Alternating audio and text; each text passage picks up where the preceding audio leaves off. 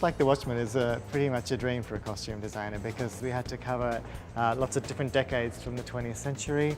The film starts in 1938 and goes forward to 1985. So for each decade we had to try and get some iconic looks from each period that really sort of summed up the period so the audience would get a very clear idea as we jump cut back and forward throughout the decades exactly where we were in the 20th century. In gathering together the costume stock for the film, we really tried to take our starting point from the graphic novel. We wanted to be very respectful to the source material. So it affected a lot of our choice of colours. We really tried to keep within the greens, the purples, the murky sort of secondary colours that are in the graphic novel.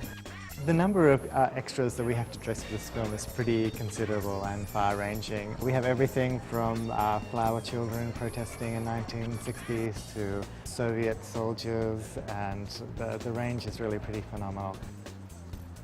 Most films are usually in like a particular period. This one is incredibly labyrinthine in that it jumps through lots of decades, so we had to make sure we were ready for any situation that we would come across. The prison uniforms in the film are drawn very specifically in a strange purpley grey colour, and we decided to replicate that with our hickory stripe here that came in an off-white, and we dyed them into the right tones. Along here is the beginning of our footwear section. We have everything from period cowboy boots in the 70s, right through to shiny patterned uniform shoes. This is one of our uniform aisles. There's lots of uniforms in the film, and each one was researched fastidiously.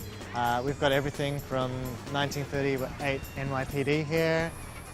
We've got V-Day here with lots of sailors. We have diner waitresses, prison cooks, we've got it all, security guards. So this is where we put together all of our uniforms and make sure that everyone has the right look. This is an example of our research books that we put together for the film. For all of the different periods, we gather images from magazines and books, paintings, art, whatever we can get our hands on that really helps evoke the period.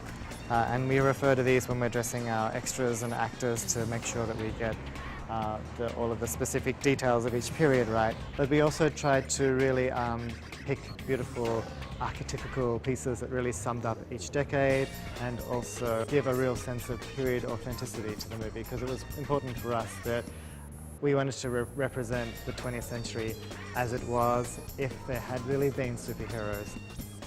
They had to have a sense of humanity and unusually sort of detailed texture to them. We didn't want them to feel like they were all airbrushed and from another universe. They were very much real too. So when you see the street clothes next to the superheroes, you can see that there's a link of humanity between them. That sort of applies to all of the costumes really for the film. We really wanted to have a real lived-in feel to it to convey the sense of the late 20th century being in this very paranoid, desperate sort of position on the brink of like nuclear disaster. So that's what we tried to convey in the costumes.